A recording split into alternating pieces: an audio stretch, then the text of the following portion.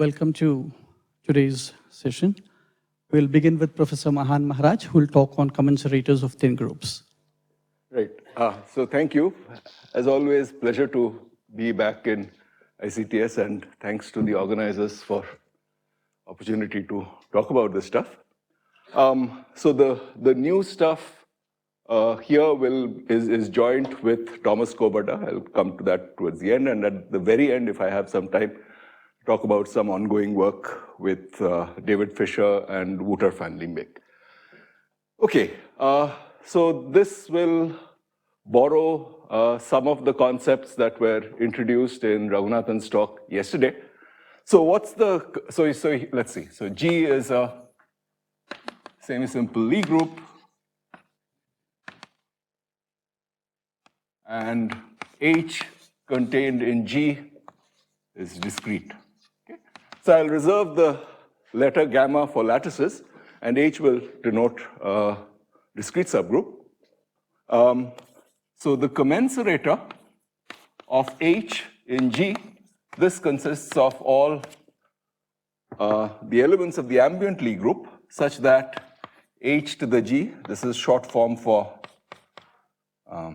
GH, G inverse, intersect H is of finite index in H and HG. Okay? And so it's basically a generalization of the normalizer of a subgroup.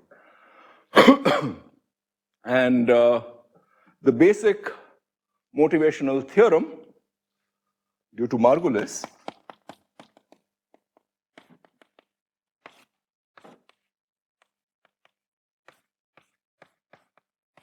which starts this thing off, is that if, hang on.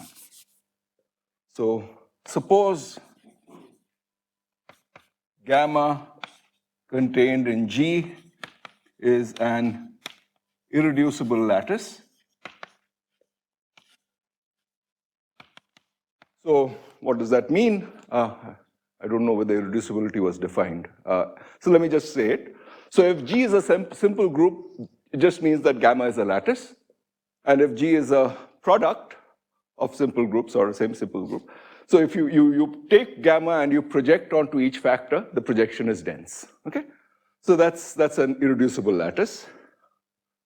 Equivalently, I mean, essentially it means that does not split as a product after passing to finite index subgroups. So suppose gamma is an irreducible lattice, then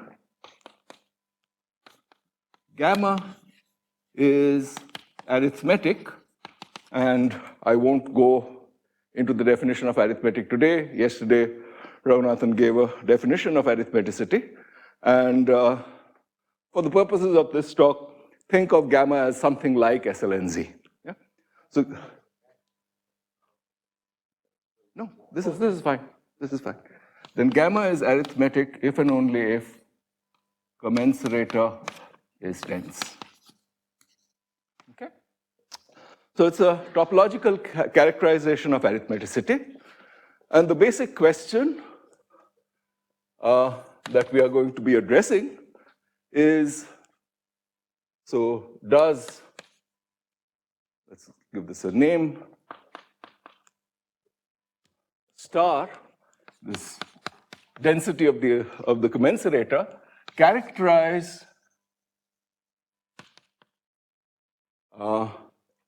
arithmetic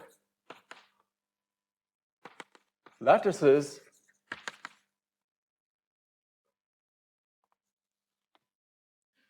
in discrete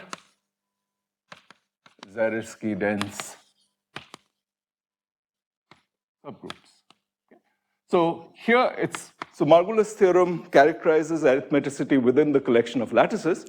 We want to generalize that and ask the same question about where the collection of discrete subgroups that you're looking at in the ambient Lie group are just discrete and Zariski dense. So it's the famous theorem, Borel, that lattices, is it just Borel or Borel Harishchandra? Borel, yeah. Yeah, so that lattices are Zariski dense. So you generalize that. You replace gamma by all Zariski dense subgroups. And in the specific form that we'll be addressing it, I mean, this is essentially the same question. This is due to Yehuda Shalom, which basically asks that let H contained in G be a thin subgroup. This is in the sense of Sernek. What does it mean? It just means that a thin subgroup is just an infinite covolume Zariski dense subgroup, discrete. Is commensurator discrete? Okay, so essentially, I mean, these two are now equivalent, right? So it's this question that we'll try to address. Okay. And so how do we address it? And the sort of strategies, and I'll try to illustrate both these strategies.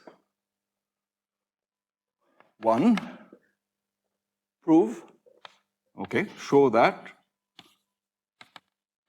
there exists some discrete geometric sub-object of X equal to G mod K, meaning the symmetric space that is preserved by the commensurator. So what does a discrete geometric sub-object mean? Say space, some collection of geodesics, discrete with respect to what topology? Say the Gromov-Hausdorff topology. Okay, so yeah, space of closed subsets of the symmetric space. So that's in some sense this space of geodesics does come up in a fairly natural way, at least in one of the proofs. And the other one is show that there exists a geometric quotient object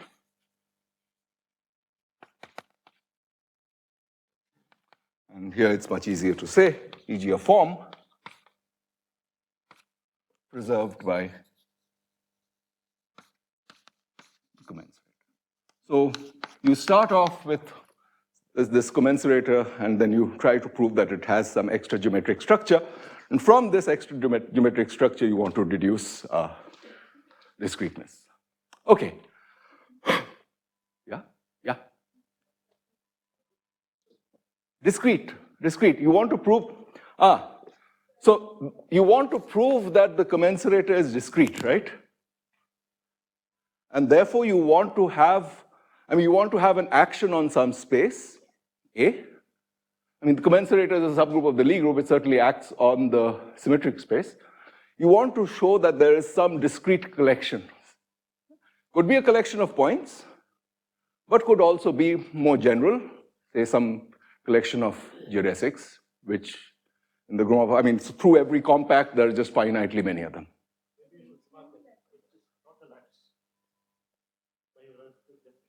Yeah, so thin. So the whole problem will be for thin groups, yeah. Oh, so modulo Margolis' theorem.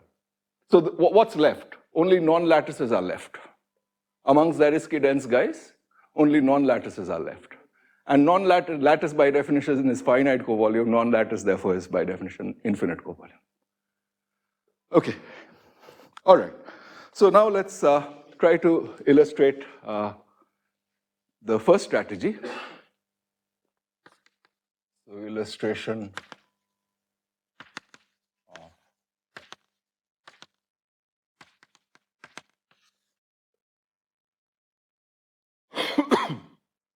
okay, so we'll start off with X rank 1. And there'll be a fairly straightforward generalization to higher rank. So X rank 1, boundary X is equal to the visual boundary, which is also in this particular case G mod P. And you have H acting on X gives, and this is really what will take the place of, well, a quote-unquote discrete geometric object. This gives, it's not quite discrete, gives accumulation, gives lambda H equal to limit set of H in boundary X. What's this? This is equal to a collection of accumulation points of H dot O. This is contained in X in the boundary. Okay? This is independent of the origin you choose. Okay. So here's the point. Theorem. This is, well, let's call this a proposition. It's an observation, really. So if, oh, hang on. Let me just say what the further generalization is. So this is for rank 1. If rank G is greater than 1, replace boundary X by the Furstenberg boundary. Same thing, G mod P. Okay, and there's one crucial property that you use for rank 1. Well, I saw it first. I'm sure it was known probably before. I saw it for the first time in Thurston's notes. But for higher rank, this is relatively, I mean, I think the SLNR case was done by Ghosh, and that was generalized by Benoit. And so this is Benoit from 97. If H is thin, then the limit set contained in the Furstenberg boundary is the unique closed non-empty minimal H invariant subset of the boundary. Okay, so that's really all you need, and using that, here's the first proposition. If, okay, so this is, let's see, Greenberg 70s for PSL to R, PSL to C, and in general by me relatively recently, if the limit set is not equal to all of the Furstenberg boundary, then the commensurator is discrete. So I won't write anything, but the proof is fairly simple. So the commensurator, it's not hard to see that the limit set is preserved by the commensurator. Yeah? And so if the commensurator was dense, you look at its closure, that's going to be a Lie subgroup. Yeah? So since it's Zariski dense, it has to be the whole thing. Therefore, the limit set should be the whole thing. That's it. Okay? And all you really need is this theorem of Benoit in the process. Okay, so this is one thing. What required a little more work, and really, I mean, you really had to use this strategy 1. So the theorem, again, this is due to Leininger, Long, and Read for many cases, and the same thing in the general case. If H contained in PSL2C is finitely generated, then, yeah, of course, standing assumption H is thin. Yeah, it's not lattice. Then the commensurator is discrete. Okay? So essentially what one is asking for here are discrete subgroups. So that means you're really looking at infinite co-volume hyperbolic free manifolds whose limit set is everything. Yeah? What is the prototypical example? So example where this applies, e.g. H equal to the fundamental group of a closed surface, or any surface for that matter, punctured surface, normal in pi1 of a three manifold, hyperbolic three manifold. And so this guy is with quotient equal to Z. So basically these are three manifolds fibering over the circle with fiber a closed surface and quotient a circle. Yeah? And so the surface subgroup, the fiber subgroup is normal. If it's normal, then it's, again, it's a relatively easy observation to see that for any infinite normal subgroup, the limit set is everything. Yeah? And so for these guys, you have that the commensurator is discrete. Okay. So now let's look at the reduction. So this guy, the proposition reduces Shalom's question to looking at H thin, again, with limit set equal to all of the boundary. Oh, where is the end line seems to have vanished. Which is the end line? This one? Or a little? Ah, here. Okay. All right.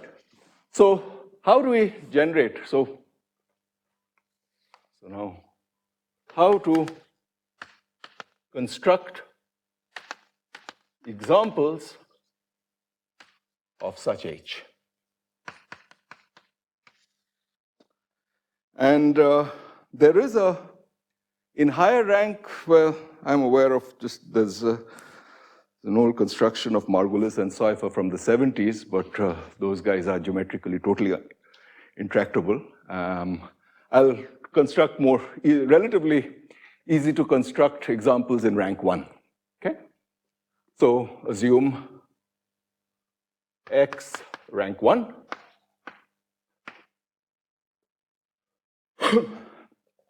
Gamma contained in G lattice. So now, if it's a uniform lattice, this is a Gromov hyperbolic group. Pick little g belonging to gamma. So basically, so assume that gamma is torsion free. Yeah.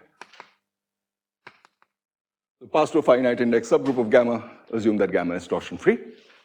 And here's a fact. Well, I think this is originally due to Gromov, and then I think this is due to Dahman. I mean, the most general form is not something we'll need here. Dahmani, Girardel, Osin. So there exists some n equal to, depending on G, such that the normal subgroup generated by G power n is free for little n greater than or equal to capital N. So free meaning free as a group, yeah? So it's an infinitely generated group, yeah, typically, but it's free. So therefore it's an example of a, so hence this guy, G power n, is a thin subgroup with limit set of H equal to all of the boundary. So this is one way of constructing. Another, I mean, probably more natural, more geometric way is, let's look at, suppose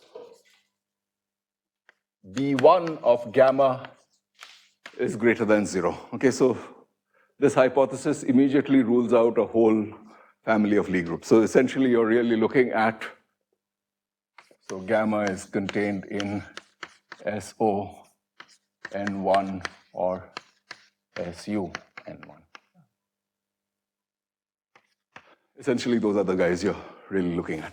Okay? And now you look at H equal to, say, the commutator subgroup. Yeah?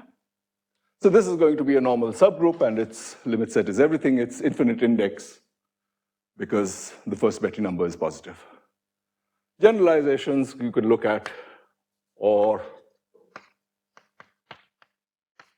take terms in the lower central series or the derived series. Yeah?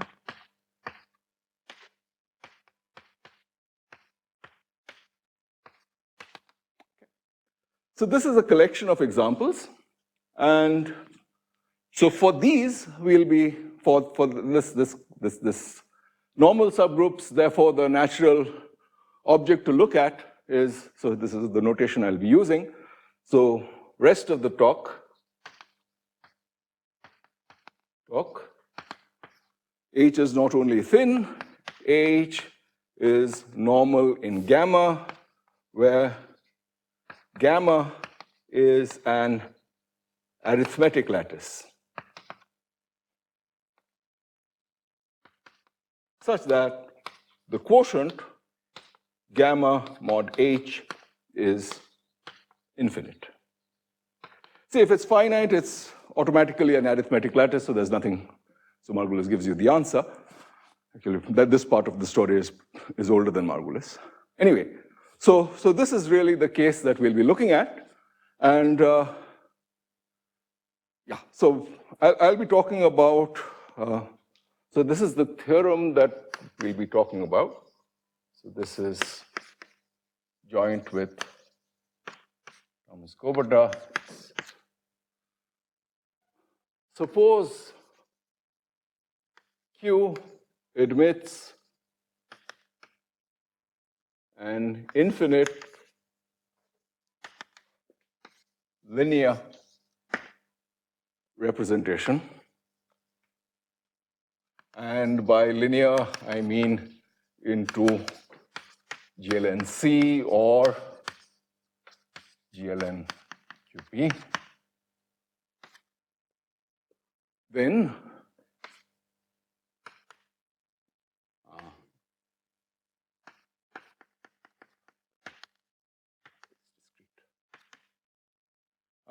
I should point out that this is so ongoing work with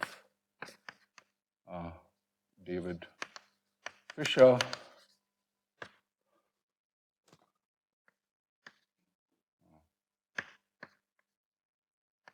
Wouter, and Beek, and Kobata.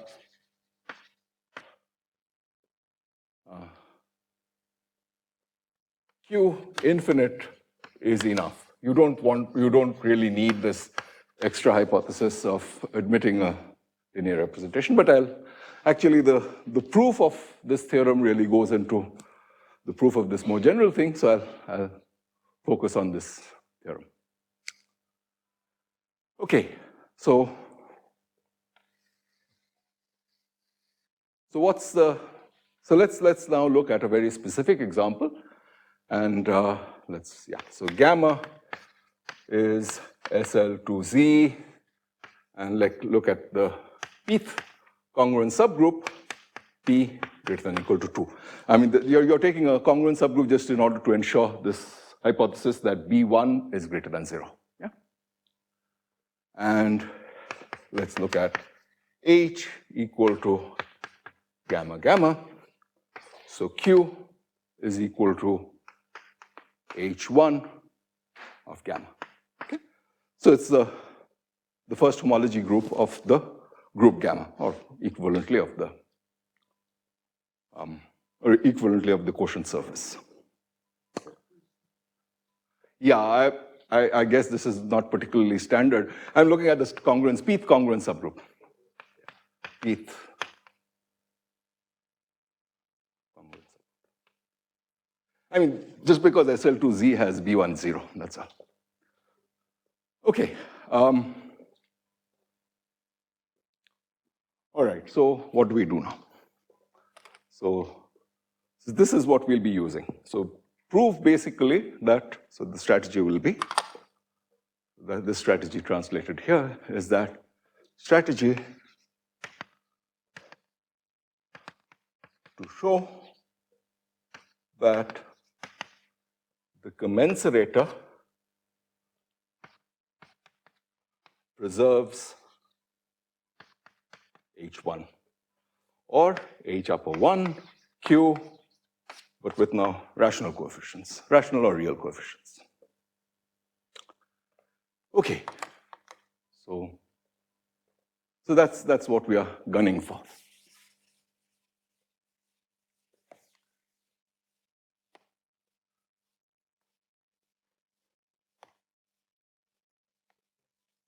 Yeah. Yeah. So they admit, I mean, so you, yeah, if you take LCS, then you abelianize. That's an infinite abelianization. So. No, conditional linearity. No, it just admits an. No, the theorem of. Yeah. You want the group to be. It admits an infinite linear representation. It's not faithful. Not faithful. Not necessarily faithful. Yeah. It's a pretty soft condition. Yeah.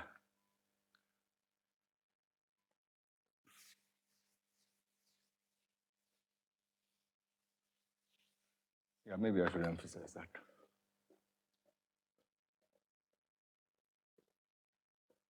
Linear, not necessarily faithful. That's it. That's it. Yeah. Okay. So how do we do this? Let's see. So this is. So you have gamma. Oh, before we get into this. So we'll be using. I think I can erase this. Replace it by.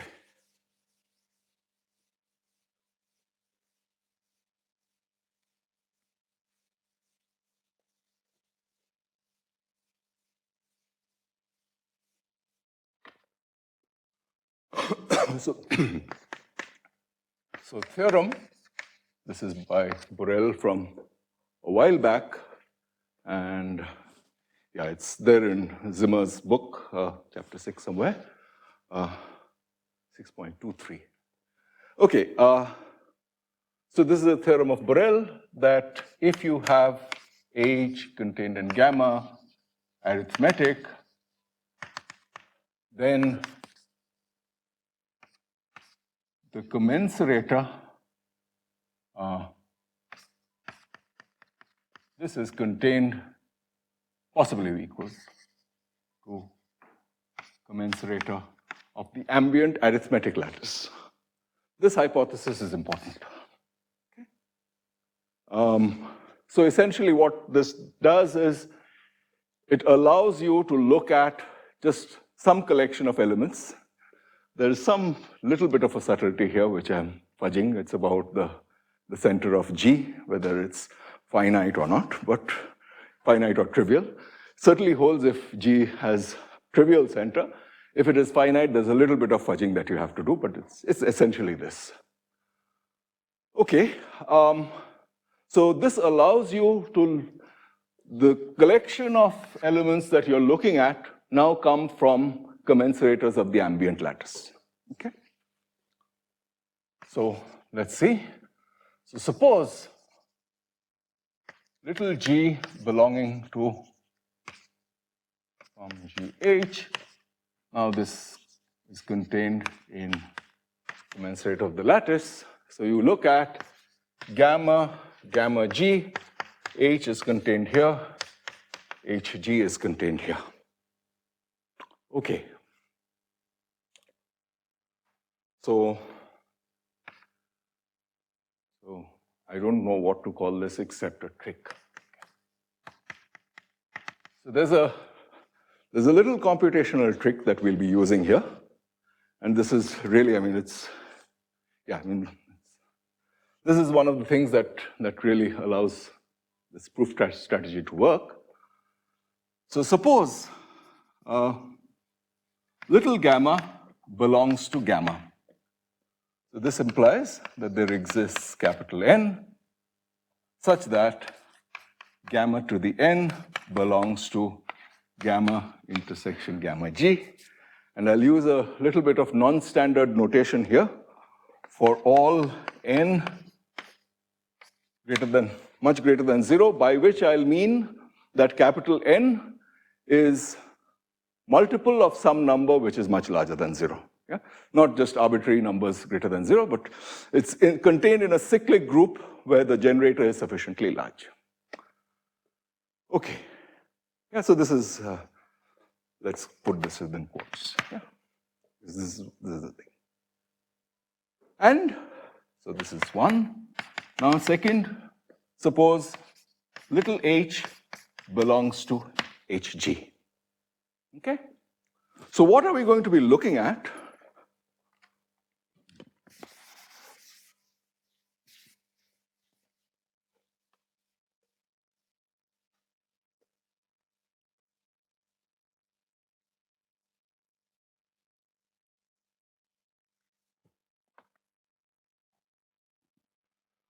Want to look at the action of, well, there's a quote. This won't quite be an action, but it almost will be. We want to look at the action of h to the g on h. Yeah? So action of h in this conjugate on the quotient q, not h, the quotient q. So this, basically the aim is to, so this won't be well defined, and let me sort of say what we are gunning for. So we will not quite have an action, but only a partial action, only a pseudo action, which means basically if you pick elements, you look at little h and you look at capital Q, it'll act on, for given any element in capital Q, it will act on sufficiently large powers of that. Okay? So let me try to elaborate what's going on here. So you look at gamma to the n h, gamma to the n h inverse. Okay? So gamma to the n belongs to gamma intersect gamma g. Yeah? Little h belongs to hg. Oh boy, sorry. Gamma to the minus n, yeah. Look at, so gamma to the n belongs to gamma intersect gamma g. So h inverse belongs to hg. So, and hg is normal in gamma g. So you're conjugating by some element of gamma g. Yeah? So this guy belongs to hg. So you put h in front, this whole thing, this commutator belongs to hg. Okay, so now, so this is the trick. So you write this as h, so it's gamma to the n conjugated by h times gamma to the minus n. Okay? You can also ensure that, it's h gamma h inverse whole to the n. So for sufficiently large guys, this can also be, can assume for n large enough that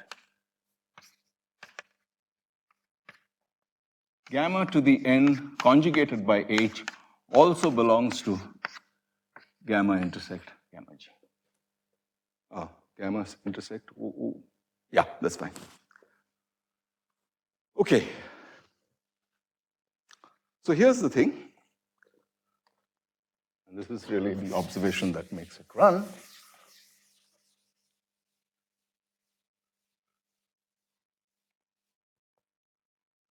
Observation. So here, in this particular case, the abelianization for gamma, comma, h as in the example on the rightmost board, Q is torsion free, and therefore, if gamma to the n h, gamma to the minus n is non-trivial, so then it's an infinite order element of the quotient group, then this guy, h and hg cannot be commensurable.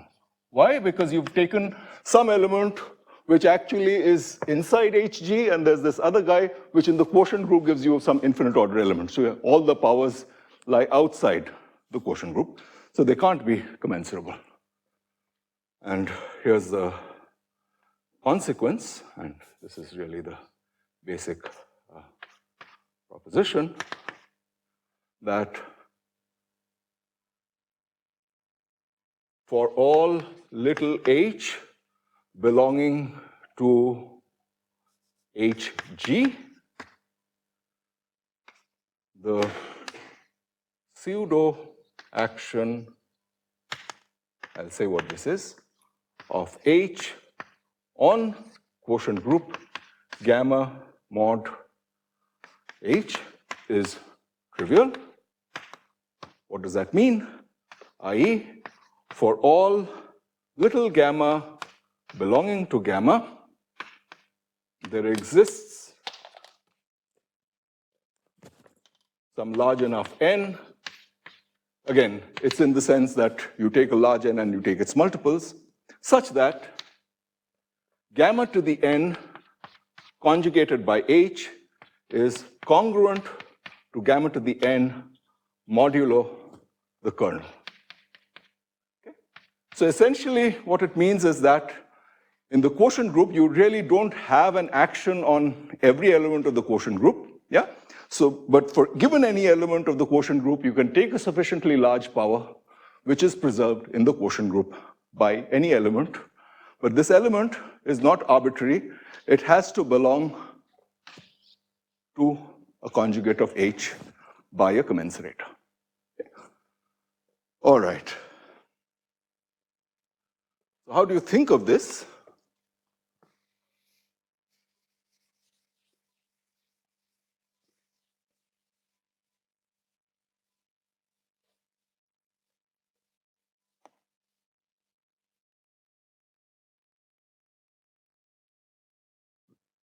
So think that h belonging to hg acts on q preserving lines with holes. Okay? So what does that mean? So you have, say, you take the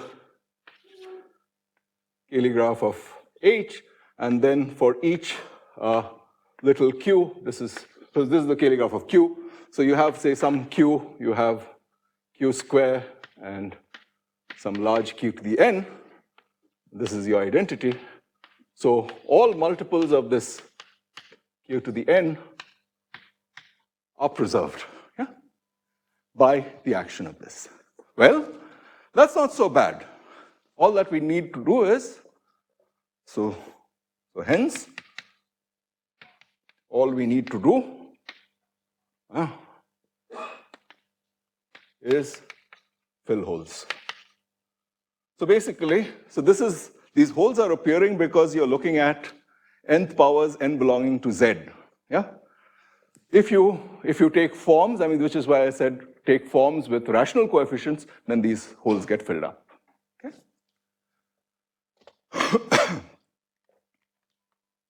And that's, so basically this has already appeared here in some disguise. So basically Q was torsion free. If there were torsion elements, you wouldn't be able to say this. I mean, take any element, take some sufficiently large power, it lands on the identity. Yeah. So yeah, the identity is going to be preserved by any element under conjugation. It's empty, no information. Okay, so how do we fill holes? And this is really the last piece of the puzzle. And so strategy at this stage is to use harmonic maps. Harmonic maps, or in this particular case, or harmonic forms.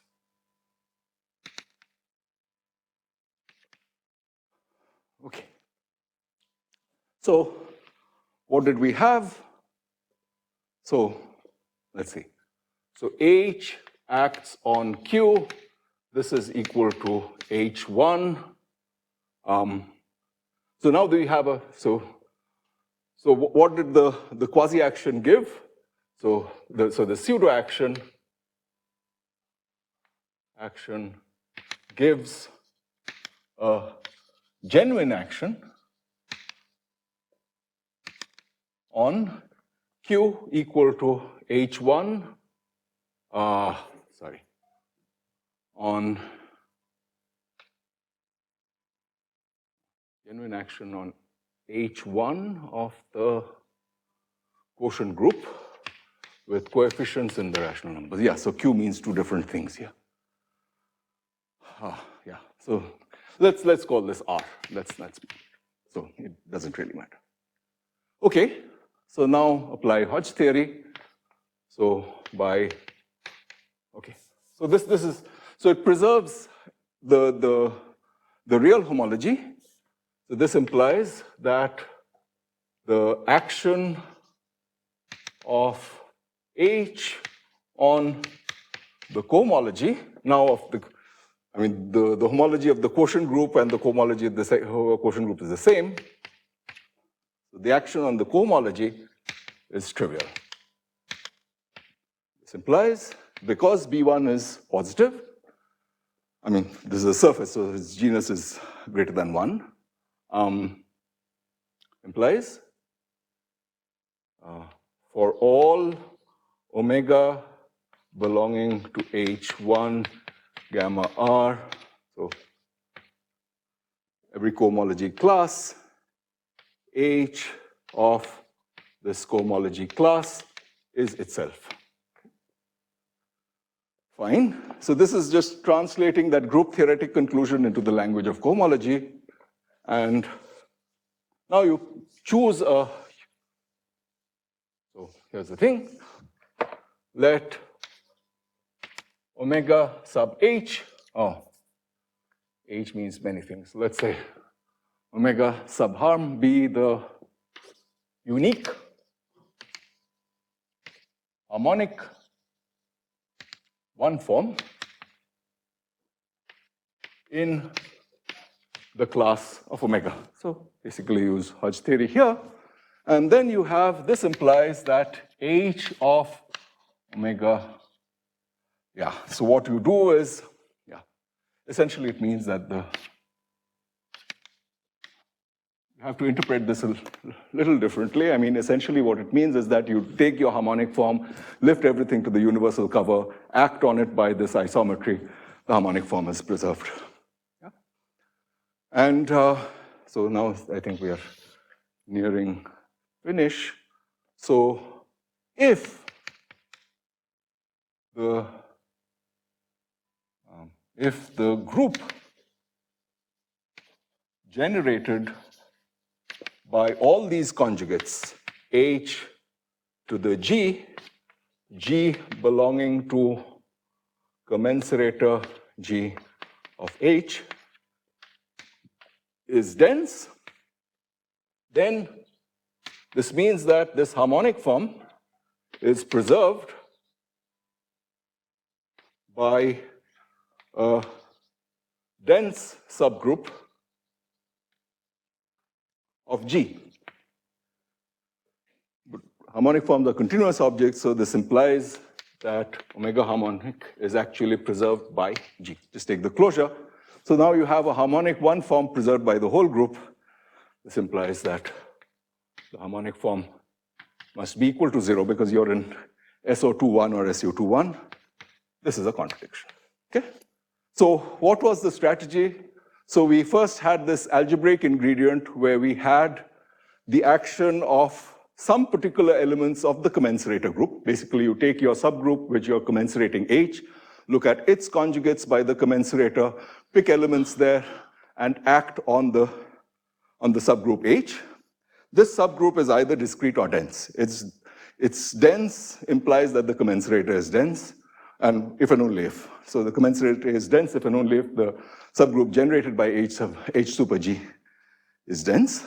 And so what did we prove? That this particular subgroup actually acts on the quotient group, preserving lines with holes. Fill the lines by passing to a harmonic form, yeah? Then you get actual genuine forms which are preserved by elements of this group, yeah?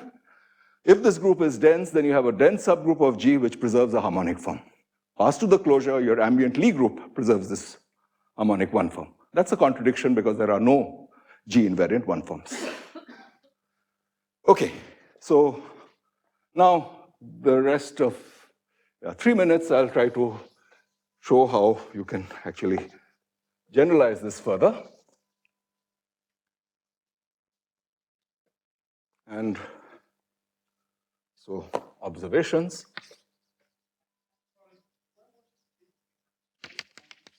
Pardon me? I am coming to that. So this is a very special case. This is a special case where the abelianization is infinite. Yeah. So we'll essentially, this is the idea, and then we'll generalize it to all those cases. So this is a special case of that theorem. Okay, observations. First, do not need, okay, so let's say need only that Hg preserves some omega belonging to H upper 1 of QR. So can replace, so hence enough if B1 gamma, which is equal to the quotient group, is greater than 1. Okay? We did not need the commensurator to preserve the whole cohomology. We just needed to preserve one non-zero real cohomology class. Okay, fine. The next thing is, second, instead of, I might as well say this here. You don't even need, so enough if Hg preserves omega belonging to H upper 1q coefficients in some Hilbert space, and you look at reduced. Yeah, so I think that's the notation. So all you need is you need not even look at, you can look at cohomology with twisted coefficients, yeah, not trivial real, where the coefficients now come from some infinite dimensional Hilbert space. Yeah. So, i.e., if Q does not have property T. This is a deep fact due to Shalom. So this cohomological characterization, this is an upgraded thing. I mean, the classical thing is just H upper 1, but here you're going to get only H1 reduced, and this is a fact due to Shalom. Okay, So that's as much as we can push the abelianization part. How about representations? 3. If Q admits a semi-simple action on Y, which is equal to some G1 by K1. So G1 is some other semi-simple Lie group, now defined over either R or C or QP, I mean any local field. Then also,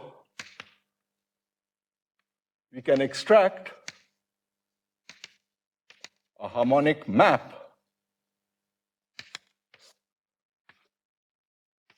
phi from the universal cover.